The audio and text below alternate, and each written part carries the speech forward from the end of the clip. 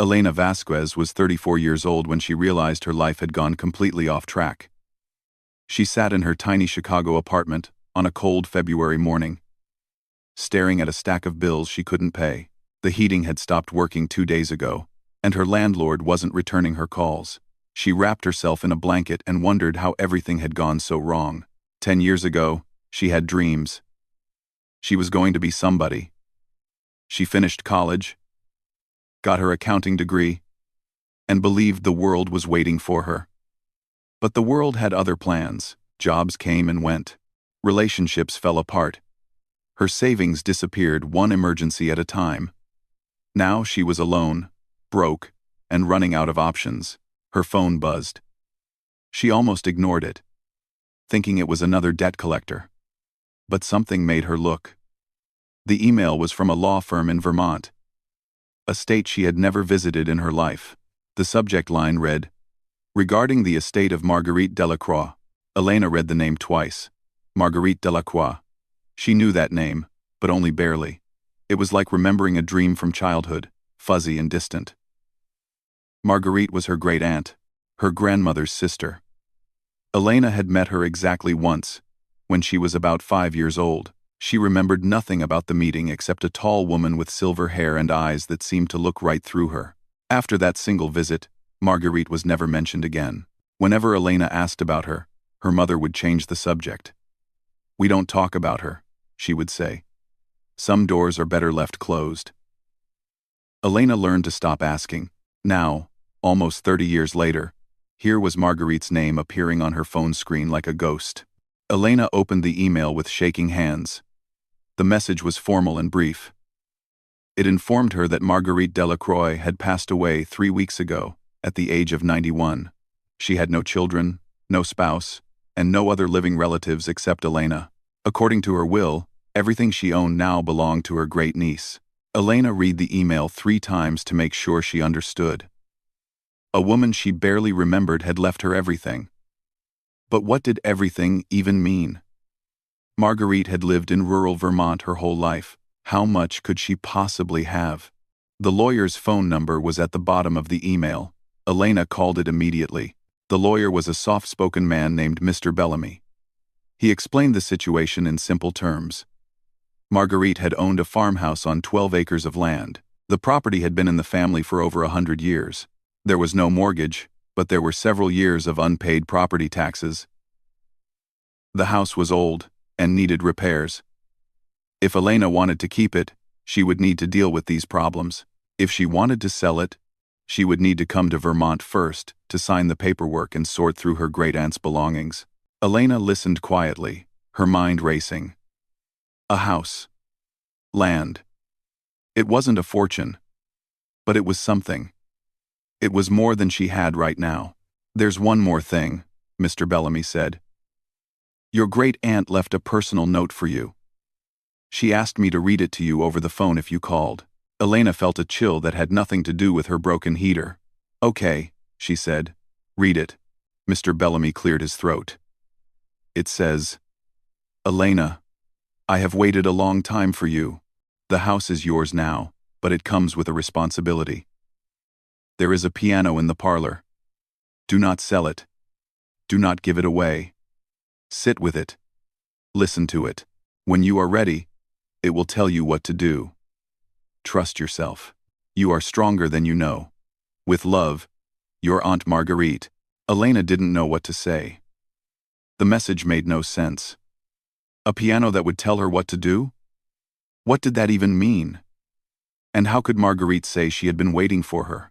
They hadn't spoken in almost 30 years. But something about the words stuck with her. You are stronger than you know. Nobody had ever said that to her before. She told Mr. Bellamy she would come to Vermont as soon as possible. After she hung up, she sat in silence for a long time. Outside, snow began to fall, covering the city in white. Her apartment felt smaller than ever, like the walls were closing in. Elena thought about her life in Chicago. What was keeping her here? A job she hated? Friends who had drifted away? An apartment she couldn't afford? There was nothing holding her in place. She was like a leaf that had fallen from a tree, just blowing around with no direction. Maybe this was the push she needed. Maybe Marguerite, strange as she was, had given her a way out. 3 days later, Elena packed everything she owned into her old car. It wasn't much. Some clothes, a few books, a box of photographs.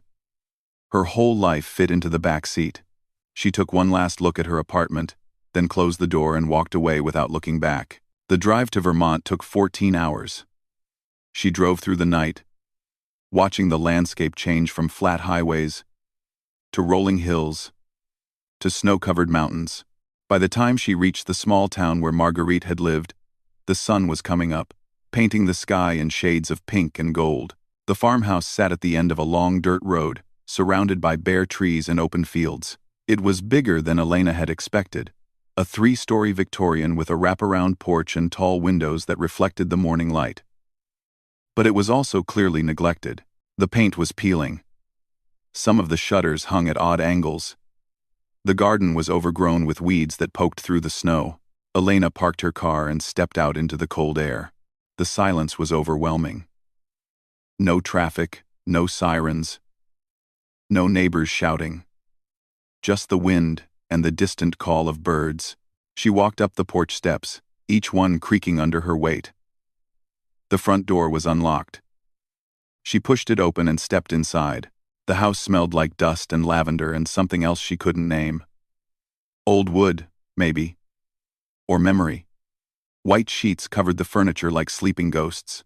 Sunlight streamed through the dirty windows, catching dust particles floating in the air. And there, in the center of the parlor, was the piano. It was a grand piano, massive and dark. Made of wood so polished it seemed to glow even under the layer of dust. Unlike everything else in the house, it wasn't covered. It sat there exposed, waiting, as if someone had been playing it just yesterday. Elena walked toward it slowly, her footsteps echoing in the empty room. She reached out and touched one of the keys. The note rang out clear and pure, hanging in the air for a long moment before fading away. She didn't know how to play piano. She had never learned. But standing there, in that cold, silent house, she felt something she hadn't felt in years. She felt like she was exactly where she was supposed to be. That night, she found blankets in a closet and made a bed on the old couch in the living room. She was too tired to explore anymore. As she drifted off to sleep, she thought about Marguerite's note. When you are ready, it will tell you what to do. It sounded crazy. Pianos didn't talk. They didn't have secrets. But as sleep pulled her under, Elena could have sworn she heard something. A faint melody. Just a few notes. Drifting through the darkness like a whisper. She told herself it was just the wind. Just the old house settling. Just her imagination playing tricks on her tired mind. She was wrong. Elena woke up on her third night in the farmhouse to the sound of music. At first, she thought she was dreaming. The melody was soft and slow, drifting up through the floorboards like smoke. It was beautiful in a way that made her chest ache. But also incomplete. The same 8 bars played over and over, like a sentence that never found its ending. She lay on the couch, frozen, listening. The clock on the wall said it was just past 3 in the morning. The house was completely dark. There was no electricity in the parlor. No radio. No television. Nothing that could explain the sound. Her heart began to pound. She told herself there had to be a logical explanation. Maybe an animal had gotten inside. Maybe the wind was moving through the piano strings somehow. Maybe she was still half asleep and imagining things, but the melody kept playing. Those same 8 bars. Haunting and familiar. Like a song she had known her whole life but couldn't quite remember. Elena forced herself to sit up. Her hands were trembling. She grabbed her phone and turned on the flashlight, pointing it toward the hallway that led to the parlor. The music stopped. The silence that followed was almost worse than the sound. It pressed against her ears, thick and heavy. She could hear her own breathing, fast and shallow. She could hear her heartbeat drumming in her chest. She should go back to sleep. She should pull the blanket over her head and wait for morning. That's what any sensible person would do. But Elena had never been very sensible. And besides, she needed to know. She stood up and walked toward the parlor. her bare feet cold against the wooden floor. The flashlight beam jumped with every step, throwing wild shadows on the walls. When she reached the doorway, she stopped and held her breath. The room was empty. The piano sat exactly where it had been before, dark and silent. The lid was closed. Nothing was out of place. There was no one there. No sign that anyone had been playing. Elena walked slowly toward the piano, her whole body tense. She reached out and touched the wood. It was cold, just like everything else in the house. She lifted the lid and looked at the keys. They were still untouched, covered in a thin layer of dust. She stood there for a long time, trying to make sense of what had happened. The music had been real. She was sure of it. She hadn't imagined it. But if no one had been playing, then where had it come from? She barely slept for the rest of the night. When the sun finally came up, she felt exhausted but restless. She made coffee in the old kitchen, using supplies she had bought in town the day before, and tried to convince herself that everything was fine. Old houses made strange noises. That was normal. There was nothing to be afraid of, but she couldn't stop thinking about the melody. Those 8 bars kept repeating in her head, over and over, like a song stuck on loop. After breakfast, she decided to search the piano more carefully. Maybe there was something inside it. Some mechanical part that had malfunctioned. She didn't know anything about how pianos worked, but she had to start somewhere. She lifted the lid and looked at the strings and hammers inside. Everything seemed old but intact. Nothing was broken or loose. She ran her fingers along the edges, not sure what she was looking for. Then she noticed the bench. It was a simple wooden bench with a hinged top, the kind that opened up for storage. She had sat on it the day before without thinking about what might be inside. She lifted the top and looked in. Inside the bench, she found a stack of old sheet music. The papers were yellow and brittle, the edges crumbling at her touch. Most of the pieces were classical compositions she didn't recognize, printed in faded ink, but underneath them all, at the very bottom of the stack, was something different. It was a handwritten manuscript. The paper was so old it felt like it might fall apart in her hands. The notes were written in careful, elegant script. The kind of handwriting people used 100 years ago. At the top of the first page, someone had written a title, for E. Elena stared at the words. Her name started with E. So did her grandmother's name, Estelle. So did her great-grandmother's name, Amelia. It could have been written for any of them, or for all of them. Below the title, there was more writing. A message, scrawled in the same elegant hand but slightly shakier, as if the writer had been emotional when they wrote it. When you are ready, finish what I started. The truth is in the final chord. M. Marguerite. It had to be. Elena's hands were shaking so badly she almost dropped the manuscript. She set it down carefully on top of the piano and took a step back, her mind racing. Marguerite's note at the bottom of the will had said almost the same thing. When you are ready, it will tell you what to do. Now here was another message, written on music so old it was falling apart. Finish what I started. Active. What did it mean? What was Elena supposed to finish? She looked at the sheet music more closely. It was a composition for solo piano, written in multiple movements. But the final pages were blank. The piece was incomplete, ending abruptly in the middle of a phrase. Elena hummed the first few bars to herself, trying to hear the melody in her head. Her breath caught in her throat. It was the same melody she had heard last night. The next few days passed in a blur. Elena couldn't stop thinking about the manuscript. She tried playing the notes on the piano, picking them out one by one with her untrained fingers. The melody was beautiful, but frustrating. Every time she reached the end of what was written, she felt the absence of what should come next, like a missing tooth. She needed help. She needed someone who understood music, someone who could tell her what this composition was and why it had been hidden in an old piano bench for God knows how long. She found help in the most unlikely place. His name was Daniel Huang, and he lived about a mile down the road in a small cottage surrounded by birch trees. He was 73 years old, a retired music professor who had taught at a university in Boston for 40 years before moving to Vermont to escape the noise of the city. Elena learned about him from the woman who ran the general store in town. "If you have questions about music," the woman said, "Daniel's your man. He knows more about pianos than anyone I've ever met." Elena drove to his cottage that afternoon. Daniel answered the door with a cup of tea in his hand and a curious expression on his face. He was a small man with gray hair and kind eyes behind wire-rimmed glasses. When Elena explained who she was and why she had come, his eyebrows rose with interest. "Marguerite's great niece," he said softly. "I wondered when you would show up." He invited her inside and listened as she told him everything. The inheritance, the strange note in the will, the music she had heard at night, the manuscript hidden in the piano bench. She showed him the sheet music, handling it carefully like the fragile treasure it was.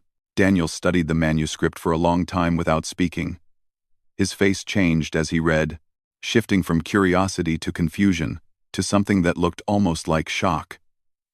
When he finally looked up at Elena, his eyes were wide. "Where did you say you found this?" he asked. "Inside the piano bench.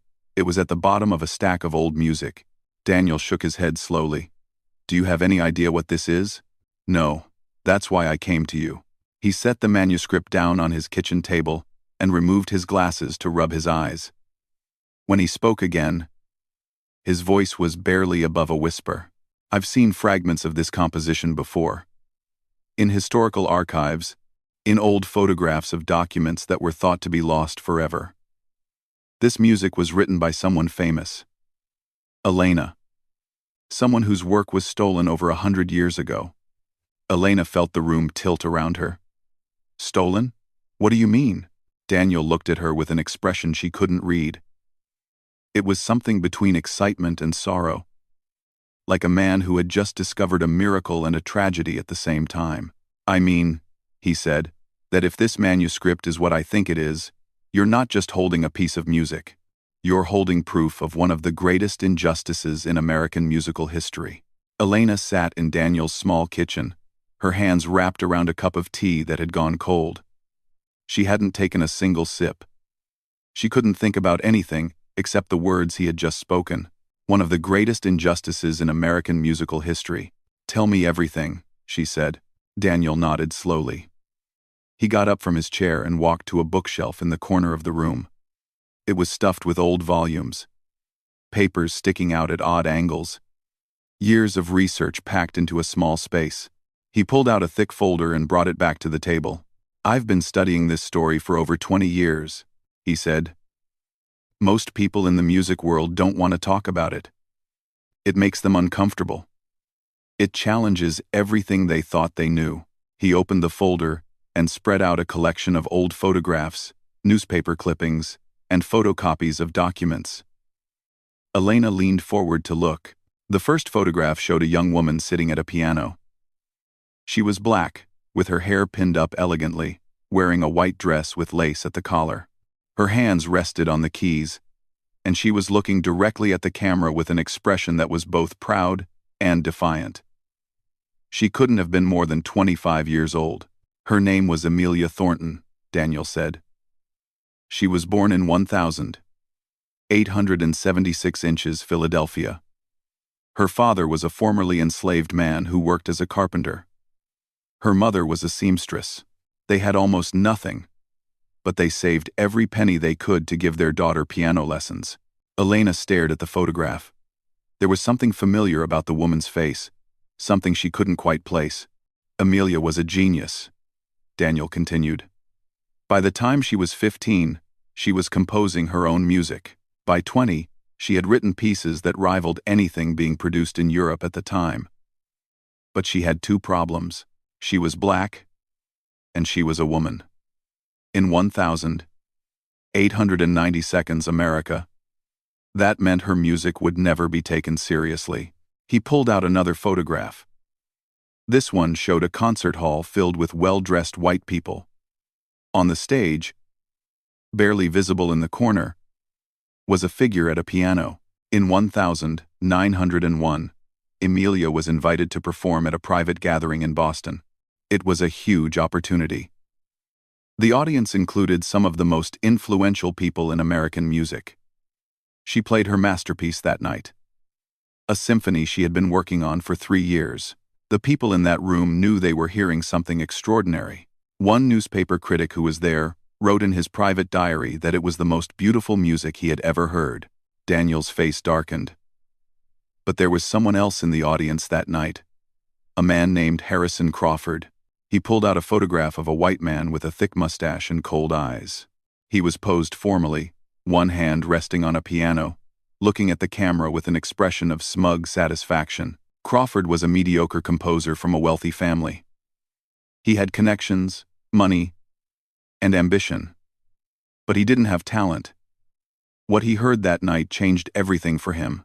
3 weeks after Amelia's performance, he published her symphony under his own name. Elena felt her stomach turn. He just stole it? Just like that? Just like that, Daniel said. He had the money to print the sheet music. He had the connections to get it performed by major orchestras. He had the skin color and the gender that made people believe him without question. Within a year, Harrison Crawford was one of the most celebrated composers in America. His symphony was called a triumph of American music. But what about Amelia? Didn't she fight back? Daniel sighed heavily. She tried. She wrote letters to newspapers, to music critics, to anyone who would listen. She claimed the symphony was hers.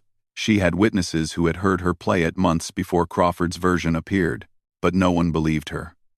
Or rather, no one wanted to believe her. It was easier to dismiss her as a jealous amateur than to accept that a black woman had created something better than anything a white man could produce. He pulled out a yellowed newspaper clipping. The headline read, "Negro woman makes wild claims against beloved composer." Ack. They destroyed her reputation, Daniel said. They called her a liar. A fraud. Mentally unstable. She couldn't find work. She couldn't get her music published. She spent the rest of her life in poverty, watching Harrison Crawford become rich and famous from the music she had created.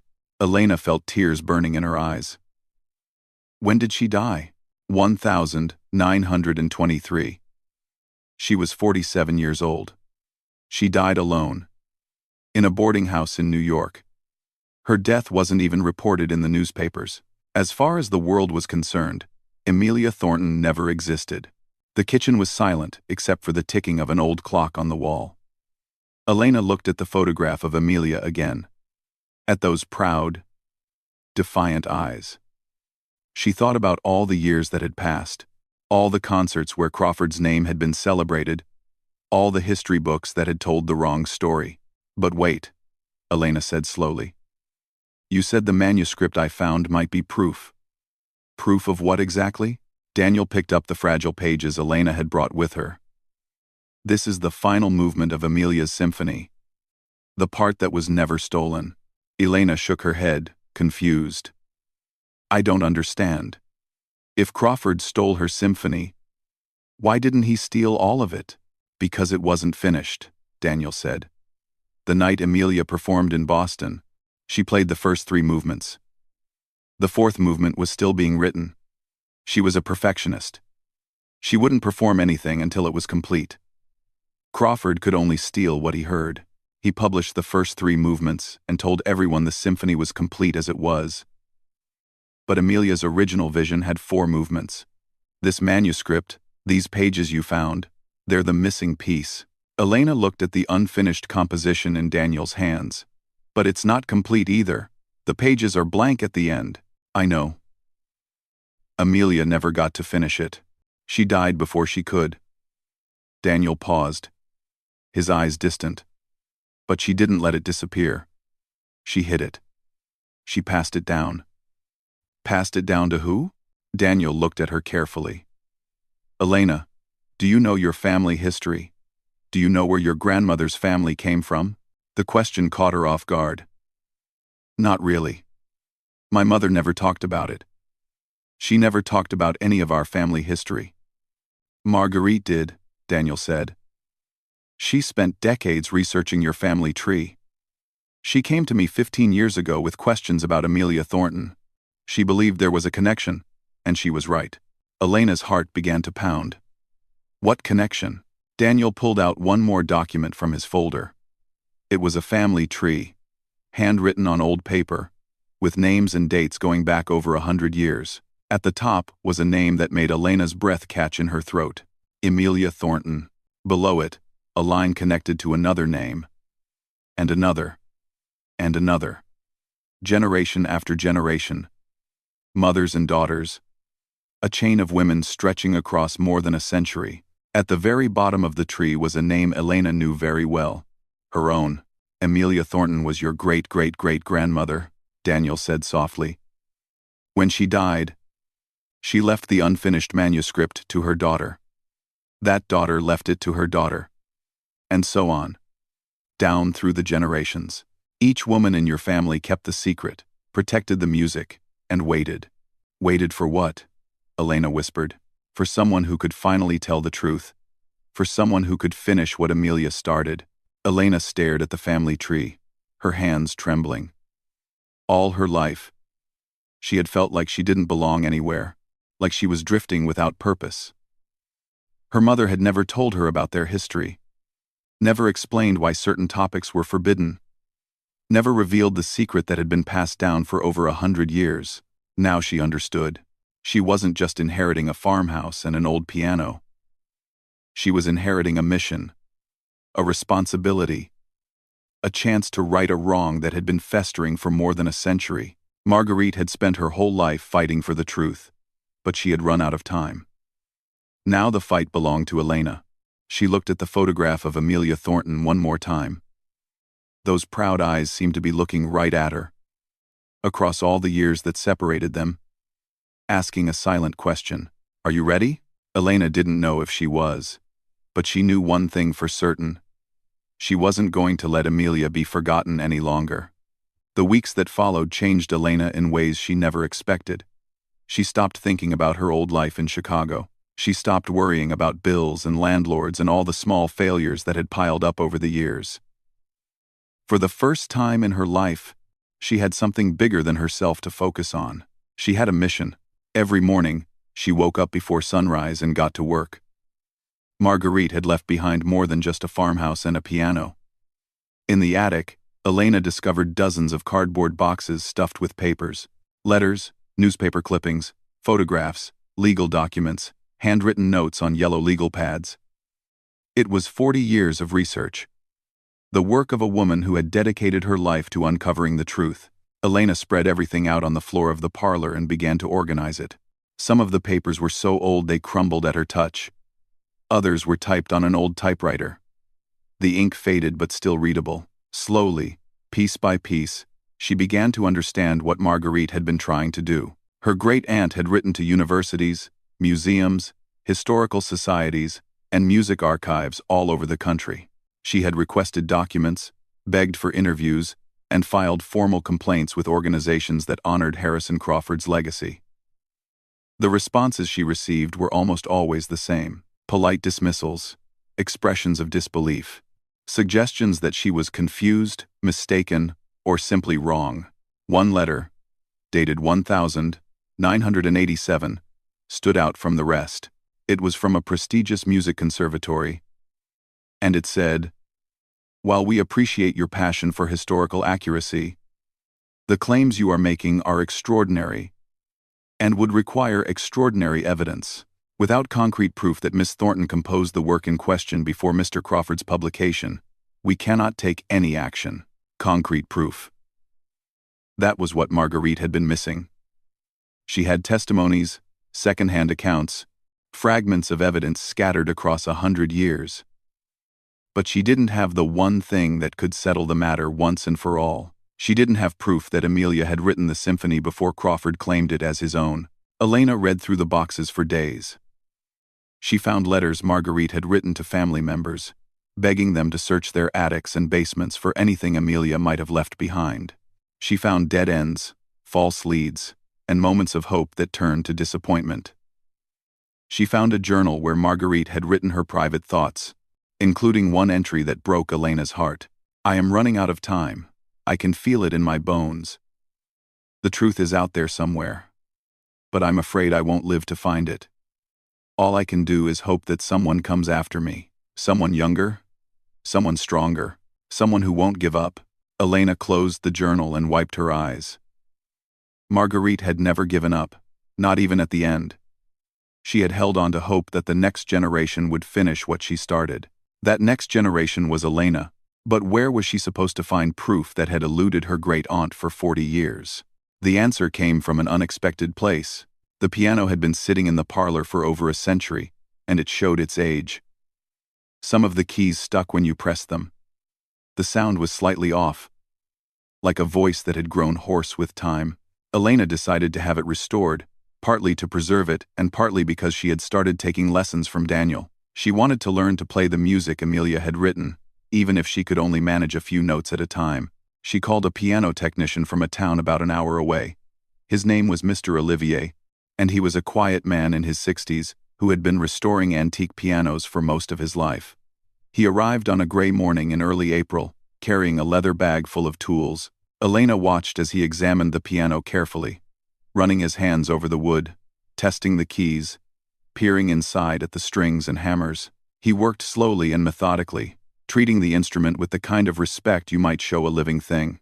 After about an hour, he stopped and frowned. "There's something unusual here," he said. Elena's heart skipped. "What do you mean, Mr.?" Olivier pointed to a spot beneath the soundboard, deep inside the body of the piano. "There's a compartment here. It's not part of the original design. Someone added it later. Probably a long time ago. It's been sealed shut." Elena could barely breathe. "Can you open it?" He nodded slowly. "I can try. But I'll need to be careful. Whatever's inside has been there for a very long time." The next 20 minutes felt like hours. Elena stood beside the piano, watching as Mr. Olivier carefully removed panels and loosened screws. He worked with surgical precision, never rushing, never forcing anything. Finally, he reached into the dark space and pulled something out. It was a leather journal, about the size of a small book. The leather was cracked and worn, but it had been protected from light and moisture inside its hiding place. It was in remarkably good condition for something that had been hidden for over 100 years. Elena's hands trembled as she took it. She opened the cover and saw handwriting on the first page. The same elegant script she had seen on the manuscript. The same handwriting that had written for E. This was Amelia Thornton's personal diary. She sank into a chair and began to read. The diary covered the years 1899 to 1902, the most important period of Amelia's life. She wrote about her daily struggles, her hopes and fears, her love of music, and her dream of being recognized for her talent. She wrote about the symphony she was composing, describing each movement in detail, explaining her creative choices, documenting every step of the process, and she dated every entry. Elena flipped through the pages with shaking hands. Entry after entry, month after month, Amelia had recorded her progress on the symphony. The dates were clear and unmistakable. She had completed the first 3 movements by September 1900, more than 6 months before Harrison Crawford published them under his own name. The final entry was dated November 1902, almost 2 years after Crawford had stolen her work. Amelia's handwriting was shakier now. The words pressed hard into the paper as if she was struggling to control her emotions. "He has taken my music. He has taken my name. He has taken everything from me except one thing. My ending. I am hiding this diary where only my blood can find it. Inside the piano my father built for me with his own hands. Someday, one of my daughters will discover the truth, and the world will finally know my name." Elena closed the diary and pressed it against her chest. Tears streamed down her face. She thought about Amelia hiding this journal over 100 years ago, trusting that someday, someone would find it. She thought about Marguerite, searching for decades, never knowing that the proof she needed was inside the piano all along. It had been waiting for Elena. The next few months were a whirlwind. Elena contacted musicologists, historians, and journalists with her discovery. At first, many were skeptical. The claims were extraordinary, just as that letter to Marguerite had said all those years ago. But the evidence was undeniable. Handwriting experts confirmed that the diary was authentic. The ink and paper were consistent with the early 1900s. The dates in the diary matched historical records of Amelia's life and performances. Music scholars compared the manuscript Elena had found to Crawford's published symphony and confirmed they were identical, note for note. The story broke on a Tuesday morning in October. A major newspaper published a front-page article with the headline, "A Century of Theft. The Black Woman Composer Erased from History." Within hours, the story was everywhere. Television news, radio programs, social media, music blogs. People who had never heard of Amelia Thornton were suddenly talking about her. People who had grown up admiring Harrison Crawford were confronting the truth about his legacy. The response was overwhelming. Universities that had named scholarships after Crawford announced they were renaming them. Concert halls that had displayed his portrait quietly took them down. Music historians began the long work of correcting the record, adding Amelia Thornton's name to the history books where it had always belonged. But not everyone was happy. Some people refused to believe the evidence. Some accused Elena of fabricating the diary, of staging an elaborate hoax. She received angry messages from people who didn't want their heroes torn down, who couldn't accept that history had lied to them. Elena ignored them. She had spent her whole life feeling small and powerless. She had let other people's opinions define her worth.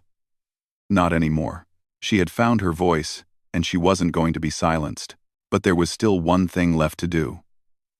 The symphony was still incomplete.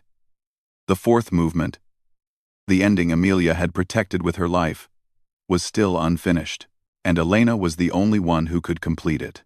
Elena had never played piano before she came to Vermont. She had never read sheet music, never understood how notes on a page turned into sounds in the air. But over the next 6 months, she learned. Daniel became her teacher.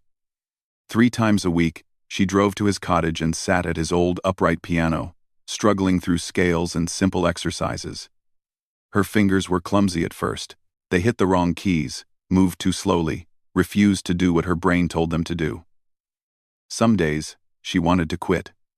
Some days, she sat at the piano and cried from frustration, but she never gave up. She thought about Amelia during those difficult practice sessions.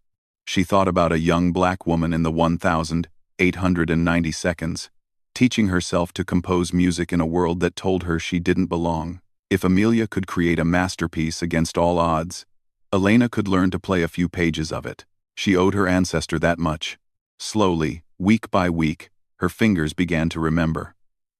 The notes started to flow more smoothly. The music began to make sense. She wasn't a virtuoso, and she knew she never would be, but she was getting good enough to do what needed to be done. The unfinished fourth movement haunted her. She played through what Amelia had written, over and over, feeling the music build towards something that never arrived. The melody would rise, reaching for a climax, and then simply stop. The silence that followed felt like a question that had never been answered. Elena knew she couldn't write music the way Amelia had. She didn't have that kind of talent. But she had spent months immersed in Amelia's world. She had read her diary dozens of times. She had studied her compositions, listened to recordings of the Stolen Symphony, absorbed every detail of Amelia's musical language, and somewhere along the way, she began to hear it. The ending. The notes that should come next. They came to her in dreams, in quiet moments, in the space between waking and sleeping. She started writing them down, hesitantly at first, then with growing confidence. Daniel helped her refine the composition, making sure the new notes honored Amelia's style and intentions. He never tried to take over or impose his own ideas. He understood that this was Elena's journey, and he was just there to guide her. By spring, the fourth movement was complete. 123 years after Amelia had hidden her unfinished masterpiece inside a piano, someone had finally written the ending she never got to write. The premiere was scheduled for a Saturday evening in May. A small concert hall in Vermont had offered to host the event.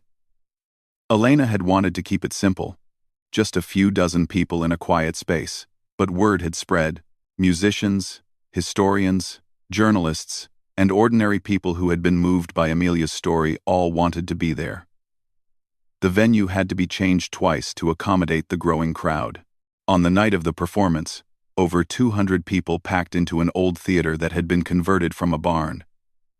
The wooden beams overhead were strung with lights. The restored Steinway sat center stage, polished and gleaming under the warm glow.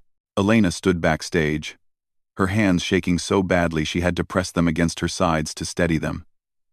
She had never performed in front of an audience before. She had never done anything that mattered this much. Daniel found her in the wings and put a gentle hand on her shoulder. "You don't have to be perfect," he said. "You just have to be present. Play the music. Tell the story. That's all anyone wants." Elena nodded, but she couldn't speak. Her throat was too tight. She thought about all the people who had brought her to this moment.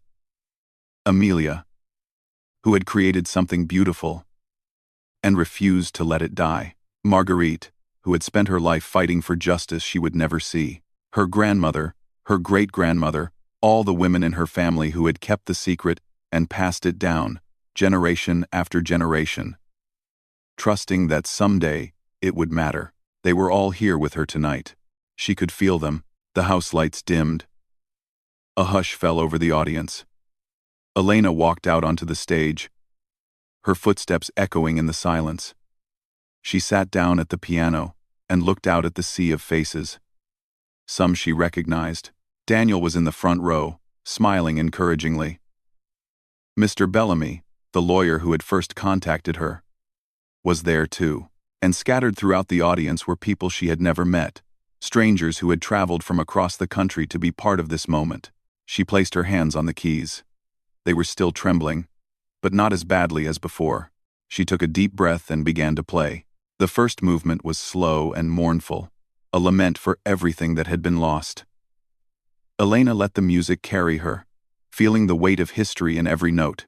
She thought about Amelia sitting at her father's piano, pouring her heart into compositions the world would never hear. She thought about the loneliness of creating something beautiful and having it stolen, watching someone else take credit for your soul. The second movement was angrier, more urgent. The notes tumbled over each other, building in intensity, demanding to be heard. This was the sound of injustice, Elena realized. The sound of a voice crying out in the darkness, refusing to be silenced. The third movement brought a fragile hope. The melody softened, turned inward, became something tender and vulnerable.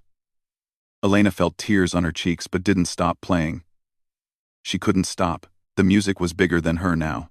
And then came the fourth movement, the ending that had waited over a century to be heard. Elena's fingers moved across the keys, playing notes that were part Amelia and part herself. The melody built slowly at first, gathering strength like a river approaching the sea. It swelled and rose, carrying all the pain and hope and determination of 5 generations of women who had refused to let the truth be buried. The final passage was unlike anything that had come before. It was triumphant, but tinged with sadness. It was an ending but also a beginning. It said, "I was here. I mattered. You cannot erase me." Elena played the final chord and let it ring out into the silence. The sound hung in the air for a long moment, vibrating through the wooden beams, filling every corner of the old theater. Then there was nothing but stillness. Elena sat frozen at the piano, her hands still resting on the keys. She didn't know if she should move. She didn't know if she could. Then someone in the audience started clapping. One person, then 2, then 10. The applause spread like wildfire, growing louder and louder until it became a roar.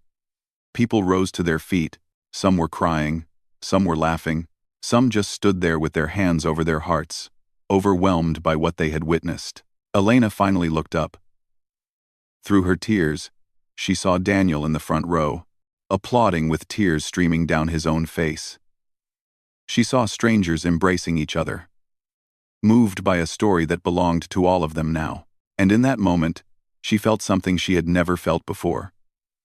A sense of belonging, a sense of purpose, a sense that her life, which had seemed so pointless and adrift for so many years, had been leading her to this exact place, this exact moment. All along, she had come to Vermont with nothing. No money, no direction, no hope. She had been a woman running from a life that had defeated her, but she wasn't that woman anymore. She was Amelia Thornton's great-great-great-granddaughter. She was Marguerite Delacroix's chosen heir. She was the keeper of a secret that had finally been set free. She was Elena Vasquez, and she had found her way home. Later that night, after the crowds had gone and the theater had emptied, Elena sat alone at the piano one last time. The lights were off. The only illumination came from the moon shining through the windows. She played the melody softly, just for herself. Just for Amelia. And somewhere in the darkness, she could have sworn she heard a voice whisper, "Thank you." Some secrets are meant to stay buried, but others are meant to be found. They wait in the shadows, patient and quiet, until the right person comes along. The person who is brave enough to listen, strong enough to fight, stubborn enough to finish what someone else started. Elena had been that person. And because of her, a woman who had been silenced for over a century finally had her voice back.